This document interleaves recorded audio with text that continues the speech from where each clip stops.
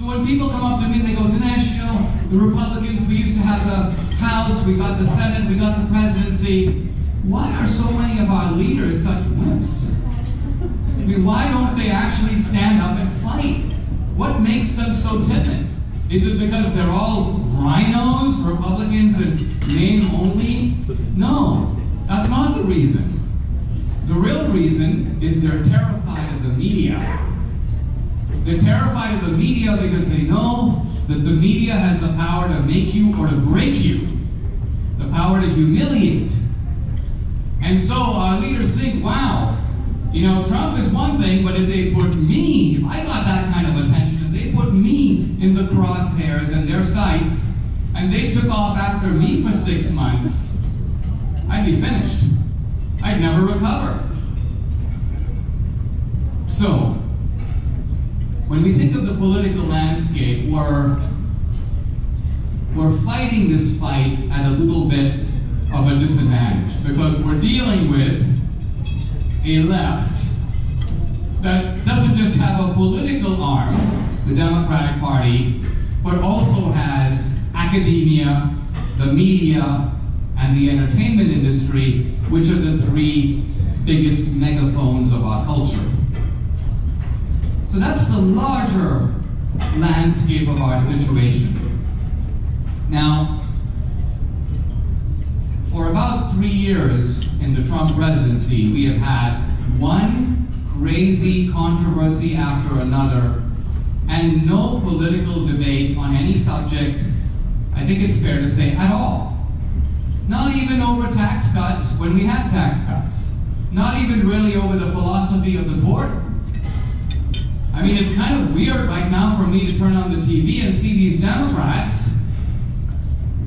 And for years they've been denouncing the founders as a bunch of racists and the Constitution as a dead document that needs to be updated into a living Constitution, but suddenly they discovered the virtues of the founders. It's amazing. They've also become unbelievable quoters of the Bible. So this is actually quite a sight to see. But the point I'm trying to make is think of the Trump presidency. What are the milestone events? Charlottesville, the Mueller report, Russia collusion, Ukraine, impeachment. I mean, we're still in the latest drama. It's going on. No debate about immigration as far as I can see. No debate about anything. Now, fortunately, this immigration thing, again,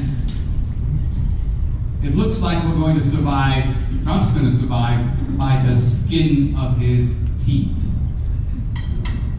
Today we were able to stave off witnesses by one vote. One vote. So the presidency is hanging by a thread. My family and I, a couple of months ago, got about 45 minutes to chat with Trump, just one-on-one. And my wife, Debbie, says to Trump, she says, Mr. President, she goes, you are bashed like no human that we have ever seen. The amount of attack that comes against you, not just, by the way, from the media, from your own party, is ferocious. How do you put up with it? And now what's kind of interesting about this is that Debbie and I had a theory, and I had a kind of theory about Trump, and my theory about Trump was that Trump is a Himalayan egotist. He makes Barack Obama look modest. And because he's got this ego, in a weird way, what is a personal failing, nevertheless is a kind of political strength. Why? Because his ego is his own personal wall. It blocks out all the attack. So even though people are attacking him, he doesn't hear it. He's just basically standing, looking in the mirror, contemplating his own wonderfulness, and forging full speed ahead. Best president ever.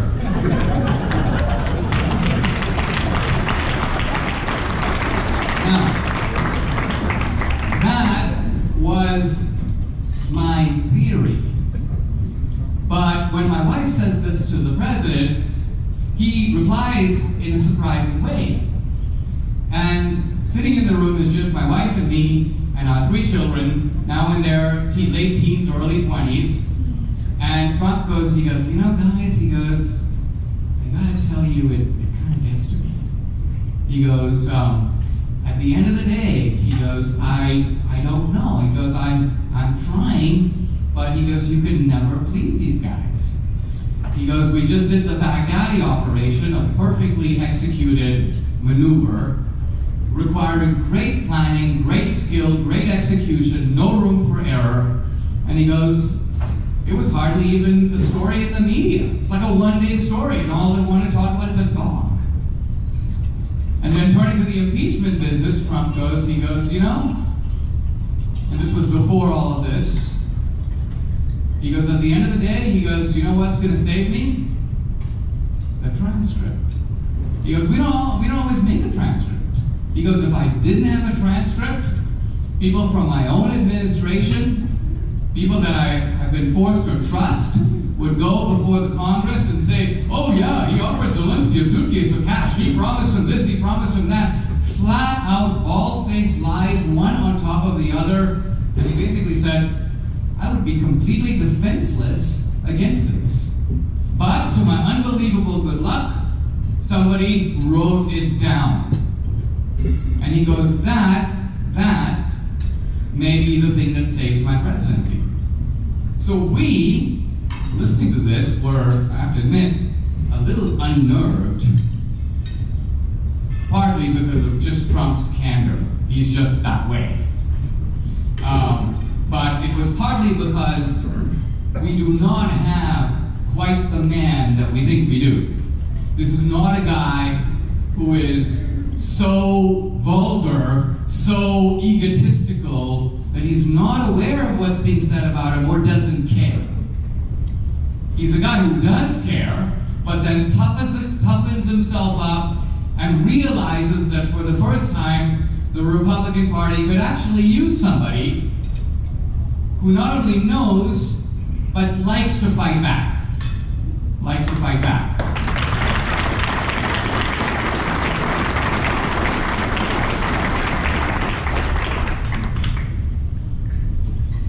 I came here actually planning to talk about socialism. And I do want to say a few things about socialism. I've just completed a book on socialism. We're doing a movie, probably going to be called United States of Socialism, to be released in theaters in July, time for the election. My thinking is that, look, we've had all these controversies, but as we move into the election, there is this one big issue. And this will be especially significant if you have some combination of Bernie Sanders, Elizabeth Warren coming forward, because unbelievably we have people who are either explicit socialists or very close to it, now at the very epicenter of American politics. We have a major political party that is so magnetically drawn to socialism that even its so-called moderate candidates could not really resist it. I mean, think of something as extreme as all the Democratic candidates. How many of you want to offer free health care? Not Medicare for all, free health care to illegals. Now, you would be hard-pressed to get a single Democrat to raise their hands for that in the past. But what was striking about the debate, I forget where it was aired, every single Democrat raised their hand. Even Biden. All of them. Free health care for illegals. Now, socialism is in fact the most discredited idea in history. I say this because when I was born in 1961, and if you look at that bracket of history, the middle of the 20th century, almost half of the entire world lived under a regime calling itself socialist. Half of humankind. India was a socialist country. I remember this because we had a ration card which told you how much rice or cooking oil you could buy. We didn't have a phone in our house. Why? There was a 7-year wait to get a phone. So India had 5-year plans like the Soviet Union. China, of course, was socialist. The Soviet Union in that whole orbit. You had Cuba, and on and went. Half of Africa was socialist. Angola, Mozambique, and so on. And then socialism collapsed, and we thought it was gone. In fact, socialism seemed just about as much finished as, let's say, the idea of slavery.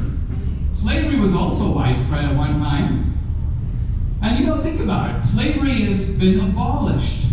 Now, there are certain forms of slavery that still exist, sex slavery and so on, but you can't imagine in a civilized country a major political party today saying the following.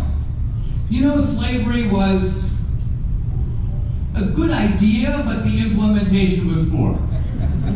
It was tried in many different places, but didn't really work out. We have developed a new form of slavery that's going to work while all the other ones failed. I mean, this would be incredible. And yet, this is exactly what is asserted about socialism. Now, it's important to realize, though, that today's socialists are not saying that they want the socialism of Lenin or Mao, or I would say even Marx. Their socialism is a little bit different. First of all, it is, well, you could call it identity socialism. Why?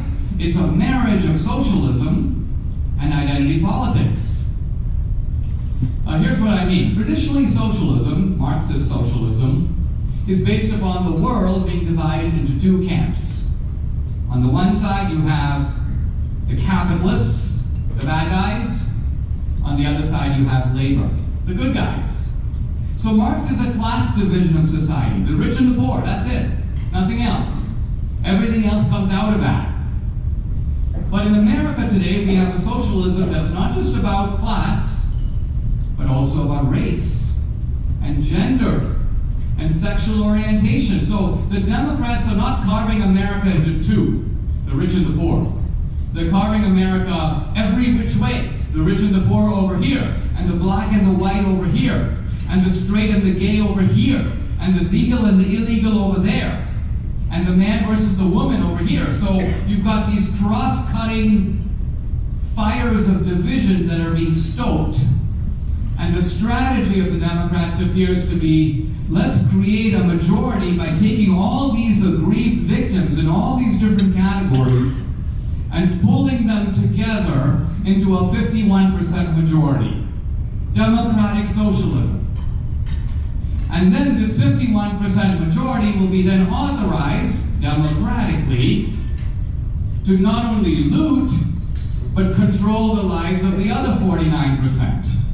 And it will be sanctioned by democracy itself.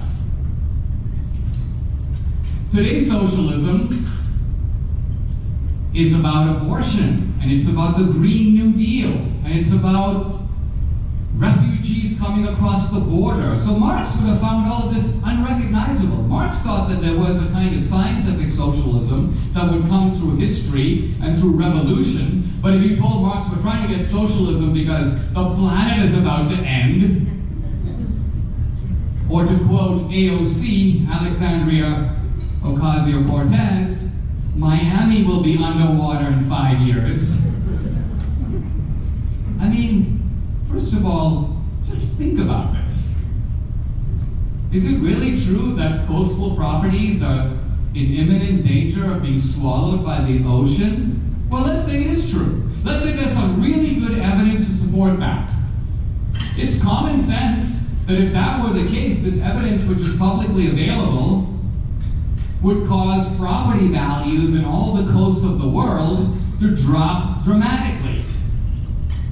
The Obamas just bought a $12 million home on the water in Martha's Vineyard. This is the same guy who's talking about the oceans rising. But my point is, it isn't just that the Obamas know that it's a fraud. See, buyers know it's a fraud, sellers know it's a fraud, real estate agents know it's a fraud, everybody knows it's a fraud. In other words, the normal life of the market, the way people make actual decisions, is completely divorced from this public rhetoric. Look at all the state officials and city officials of big San Francisco, New York, going around basically trying to sell bonds, raise money for the city. Did they disclose to potential investors, you know what? New York City could be 40 feet under the ocean in 10 years. Don't think of investing here. We're not going to even exist. They don't say that. Why? Because they know it's not true. So you've got this sort of weird, this socialism that's coming to us, but it's coming to us in a very strange way. I turned on the TV the other day, and I see this guy on TV. This is actually an edition of 60 Minutes. And I see Leslie Stahl, 60 Minutes correspondent, interviewing a medical student named Joe Babinski. And this Joe Babinski fellow is saying, you know, I'm just so oppressed in trying to study to be a doctor because I got to worry about all my student loans. In other words, I've got to worry about paying for my own medical school education. It's really kind of a pain.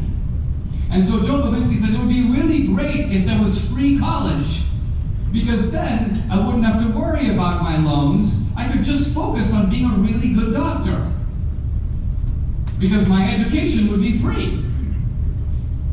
And then here's Leslie Stahl kind of nodding with, you know, that kind of familiar appreciative idiocy that we've kind of come to expect. And I'm thinking to myself, okay, ask the question. No, I realize no question is forthcoming. I go, ask the question, but I'm talking to my TV. And the question, of course, I have in mind is to say, okay, Mr. Babinski, you want to have your education for free, and that's all right, but let's say you have free college. When you finally make it and become a doctor, do you plan to work for free? Oh, no, that never crossed his mind. In fact, the whole reason the guy wants to become a doctor, I'm quite sure, is he wants to have a nice pool in his backyard, he wants to drive a BMW, he wants lifestyle, but he wants some other sucker who's working on a fracking rig, or basically working at some menial job to pay his college tuition to enable him to have all these benefits. He doesn't want to have to pay those loans back. And he wants to turn everyone who has been paying their loans back into suckers. This is free college. And then there's a guy running around in the Democratic primary right now, kind of a charming fellow, Andrew Yang. I never heard of this guy before, but then I saw that Dave Chappelle, the comedian, had endorsed him. So I'm like, let's check this guy out. And so I see Andrew Yang, doesn't name me, but it's basically, here's his platform. Dinesh, I want to give you $1,000 a month for the rest of your life. I mean, unbelievable. I'm like, this is amazing. I didn't realize Andrew Yang was loaded. Then it dawns on me, no.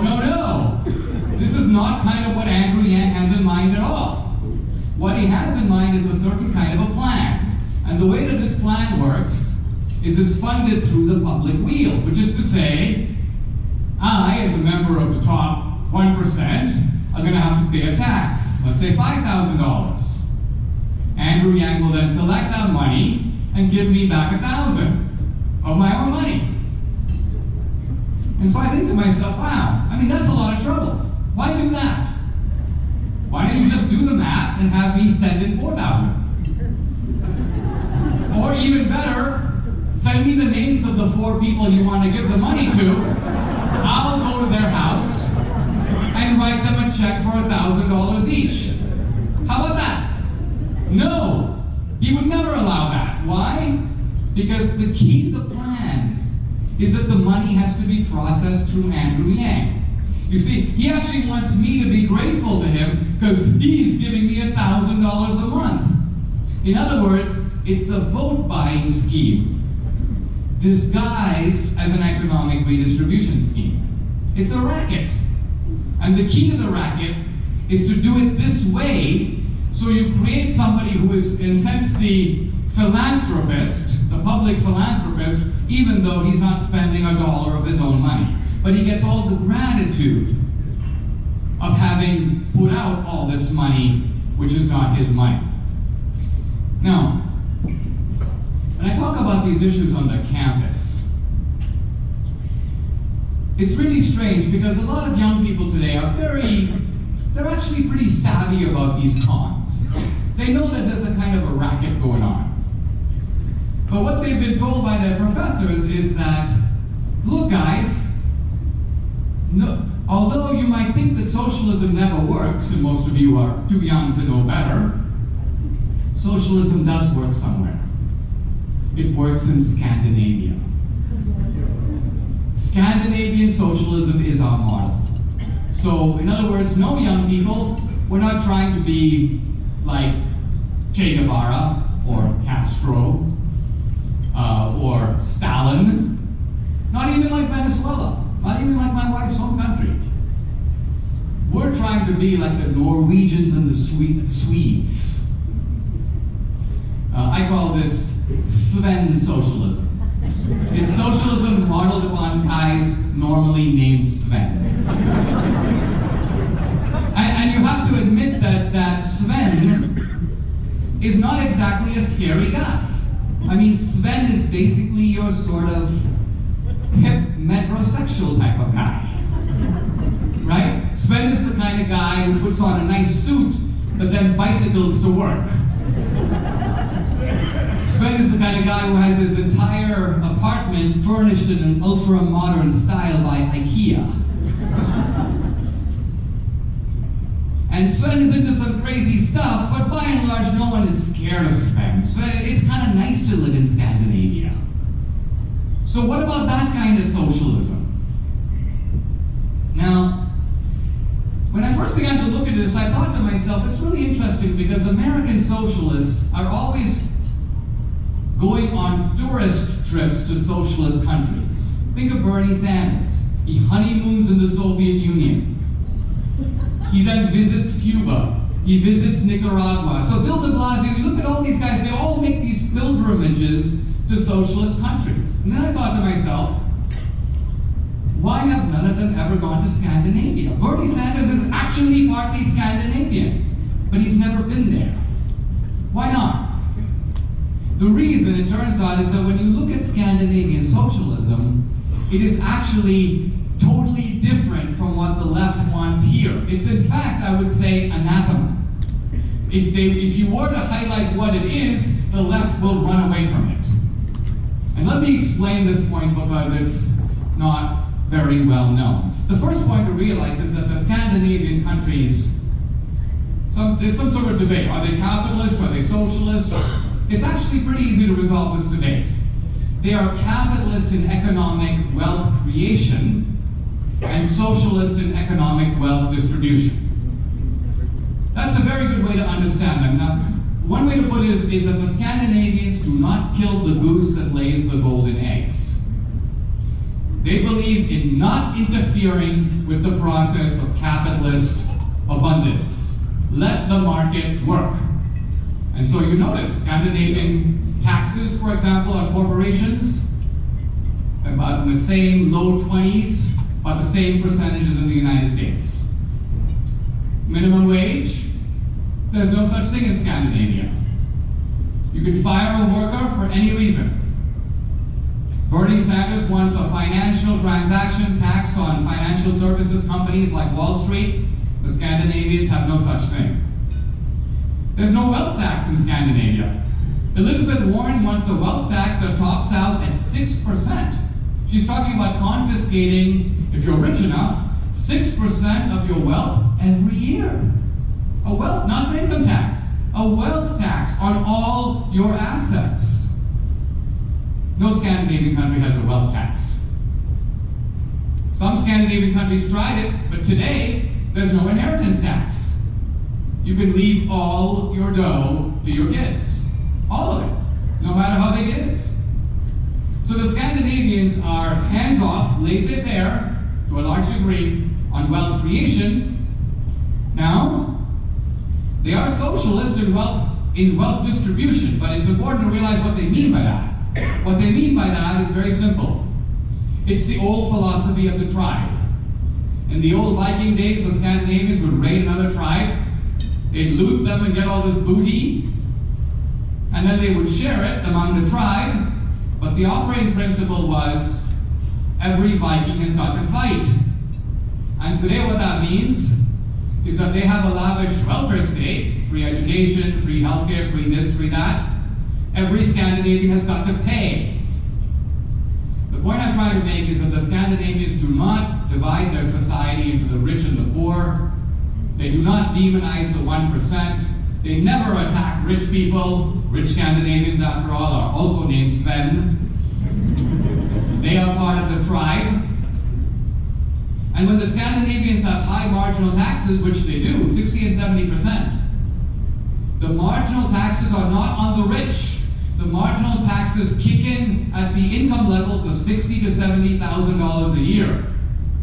What I'm trying to say is that the Scandinavians soak the middle class, and they have no bones about it. Their point is, you want free stuff, you pay for it. The Scandinavians also believe in soaking the poor. And their scheme for doing that is called the VAT tax. So the VAT tax is a 25% tax on consumption. You go in to buy bananas or rice, 25% markup goes to the state. Now, it's widely known, any economist will tell you, these kinds of consumption taxes are regressive, which is to say they fall heaviest on the poor, second heaviest on the middle class, and lightest on the rich, because the rich spend the smallest portion of their income on these kinds of consumer items. But the Scandinavians don't care. They have no bones about it. We soak the poor, we soak the middle class, and we soak the rich. So now think about it.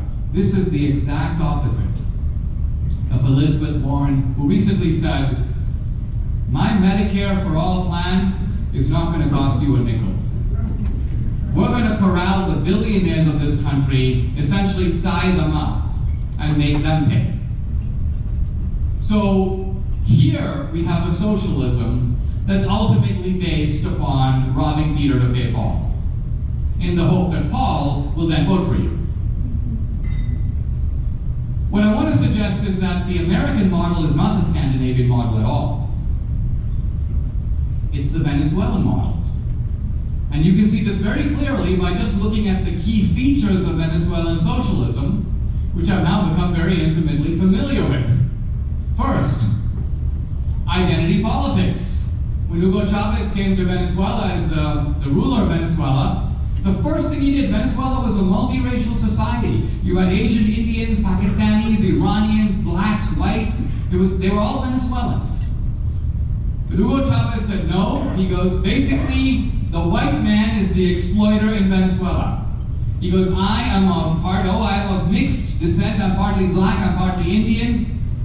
He sowed the seeds of racial division. He made Venezuela a racially polarized society. And he did it deliberately. It was a political tactic. Suddenly he outlawed Columbus, who was previously kind of a hero in Venezuela. Suddenly he becomes a villain. Columbus is a genocidal maniac. Well, that's what they teach in American schools. In Scandinavia, most of them don't even know who Columbus is. And if they did, their only regret is that his name wasn't really Sven. They wish that he had discovered America.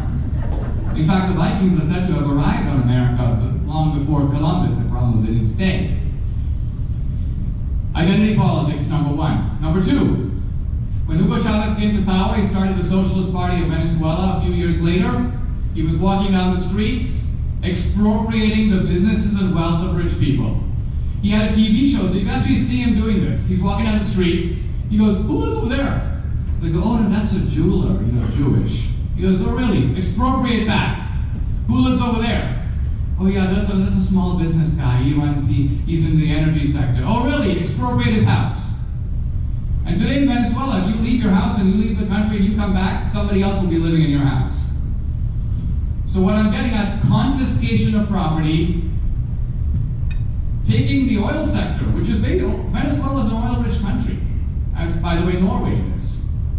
Venezuela was once a very prosperous country. Basically, they mismanaged the oil sector so badly by kicking out all the technical people, driving out all the foreign companies, and putting in essentially chavistas, i.e. pamphleteers and socialists, to run an oil company, and they've run it into the ground. And today in Venezuela, gas lines in an oil-rich country. They can't produce enough energy for themselves. What else should the Venezuelans do? Well, they have Antifa. They're called the colectivos. These are basically criminals that Chavez has released from prison. They're gangsters. They're armed by the government. If there's a political protest, they show up on motorcycles, they have batons and bats, and they beat you up. That's their job. But before they did that, the Venezuelans were disarmed. Their guns were taken away. Now, there's no Antifa in Scandinavia. But there's Antifa here, and there's Antifa in Venezuela.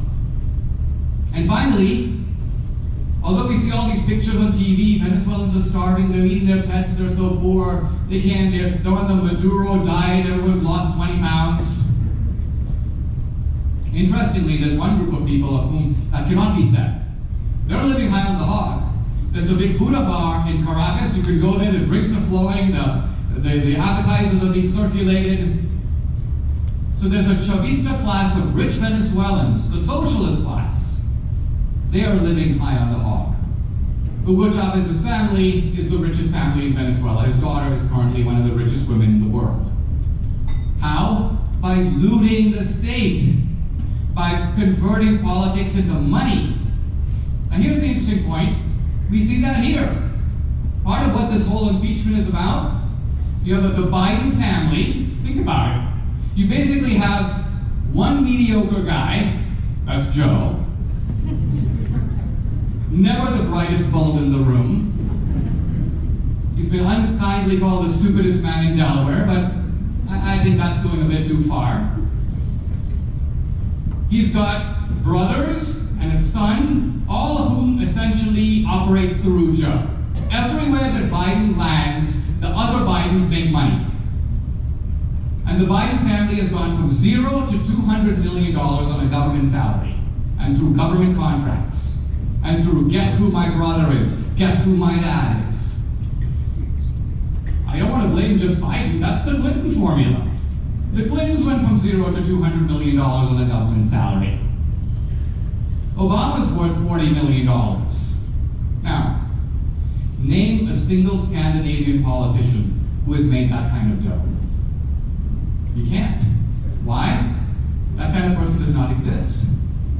So this notion of demonizing the rich while shaking down the rich. Interesting article about Elizabeth Warren. Basically, she wrote the law on bankruptcies, and now what she did is she then made herself an advisor to companies undergoing bankruptcies so that they could pay her to navigate the law that she wrote. Bernie Sanders is a millionaire. He's part of the 1% that he denounces. So what I'm getting at here is that, remarkably, socialism is a really good way to make money.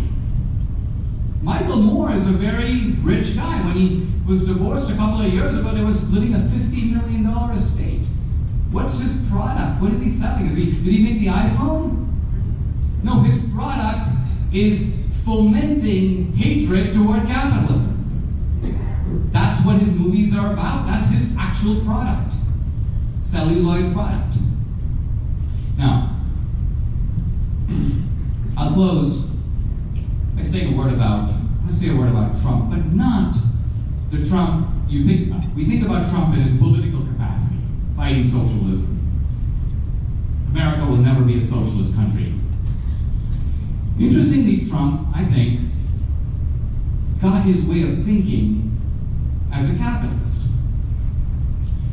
Trump's dad, Fred Trump, was a collector of rents in Queens. And he told Trump, don't go to Manhattan. We're Queens people, we've got a pretty good business going. You have all these rent-controlled apartments. We collect the rents. We're good. What does Trump do? He goes to Manhattan. And he stands outside of Grand Central Station. He looks around, and he notices a rundown hotel, the Commodore Hotel, and it's for sale. But who wants to buy it? It's like a mess. It's a historic hotel. People are sleeping in the hallway. They can't get $50 a night. This is in the 70s. So what does Trump do? He looks around and he says, wow, look at Grand Central Station. You have all of these people. Later we called them yuppies, but at the time they were just people in three-piece suits coming marching out of Grand Central Station, going off to various banks and other types of jobs in New York. And Trump is like, they're just walking right by the Commodore, but they have no interest in it. And why would they? It's a mess. So Trump walks in, says, who owns this hotel? And they introduce him to the guys who own the hotel, and he says to them, I want to buy this hotel. They go, who are you? He goes, well, I'm a nobody. But what's their asking price? And they go, $10 million. And Trump goes, okay, here's a piece of paper. Sign right here that you will sell me the Commodore Hotel for $10 million. And they go, are you joking? And he goes, no. If that's your price, you shouldn't have any hesitation to sign. So they sign. And I'm laughing him off. Then Trump starts going to one bank after another in New York. And he says, I'm the new owner of the Commodore Hotel. And the banks go, really? You? Trump's in his 20s. And he goes, yeah, but I need to borrow some money to make the purchase price of the hotel. So think about it. Here's Trump. He's buying a hotel when he doesn't have a hotel, and he doesn't have any money, and he's actually never run a hotel because his family collects rents in rent-controlled apartments. And what Trump does is he puts this deal together. He gets city permits, he gets the loans, he then goes to the hotel, he strips the hotel of its front facade, and he puts mirrors on all the sides of the building. And the architectural community of New York is outraged, and they go, this is ruining the neighborhood, this is outrageous. There's nothing like this in this ambiance. It's an architectural disaster. And Trump goes, maybe, but you know something?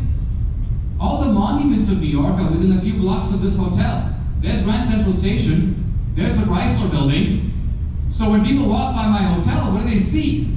They see mirrored in it the great monuments of New York City. So what I'm getting at here is this is, I would call it entrepreneurial thinking. Entrepreneurs come up with ideas for businesses, they organize the business, they take all the risk, and they have a flair for marketing to be able to sell the idea. This is completely alien from how media people think, how academics think. I read a remarkable thing about Trump. Trump and Marla Maples were walking down the street and they saw a blind guy with a cup, a beggar.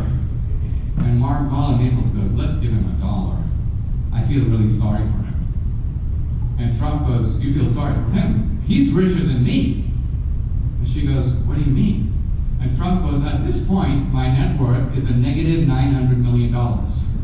I owe $900 million. That man is $900 million richer than me. Now, Trump tells the story, by the way, in his book, The Art of the Deal. Reviewing the book, a reviewer for the New York Times goes, this just shows that Trump has no sense of introspection. In other words, Trump is completely unable to contemplate this massive debt and spend the next 3 years gazing into his navel about what this tells him about human nature and about hubris. But the point is, Trump doesn't even think about this. Trump's point is, I'll look for the next deal around the corner, I'll get myself out of a hole, and Trump's whole career has been an improvisational exercise of, yeah, going down and coming up, going down and coming up for air. But at the end of it all, making it work and becoming massively successful. Look, Mr. Romney was successful, but look how Romney was demonized for being rich. Hey, Mr. Romney, you've made your money off the backs of the American people. Where did you get $200 million? Trump has more than $200 million. But have you ever seen anybody corner Trump in these 3 years of his presidency? Say, hey, Mr. Trump, where did you get $2 billion? You can't do it. Because if you did it, Trump will sit you down and explain he has a lot more than $2 billion. You're embarrassing him by understating his net worth. It doesn't work with this guy. Now, I'll close. I've gone too long. We're in a big fight. People say, well, it's really regrettable American politics. There's so much division. There's so much polarization. Trump didn't cause it. I would say it caused him. That's how we got Trump. That's how Republicans said, in a sense, without quite saying it this way, sometimes we need Mother Teresa. Other times, we need Dirty Harry. This is one of those times. If you want America to return to a time of unification and civility and decency and moderation, if you want to protect your free speech rights, the way to do that is not by softening up and being a wimp. The way to do that is by toughening up and holding the other side accountable as Lincoln did. That's how Lincoln unified the country. He unified the country by showing the other side that its gangster tactics are not going to work. That they can't overturn a free election. That you can't quit the country because you don't like the guy who won. We're in exactly that situation. And I think, well, if Reagan, I sometimes think, what would Reagan think if he's walking around today? He'd be a little disoriented, I think. He'd be very sad for what has happened to America. But Lincoln wouldn't. Lincoln would understand exactly what's going on. Because it's the same thing that was going on in his time. And the waters were even more royal than his day. So here we are at the Lincoln dinner. Let's take a page out of Lincoln, who said himself, "The fiery trial through which we pass will light us in honor or in dishonor down to the latest generation." And what he means is that there are times in American history where we are called on to show extraordinary fortitude and courage and strength. In my opinion, this is one of those times. Thank you very much. Thank you.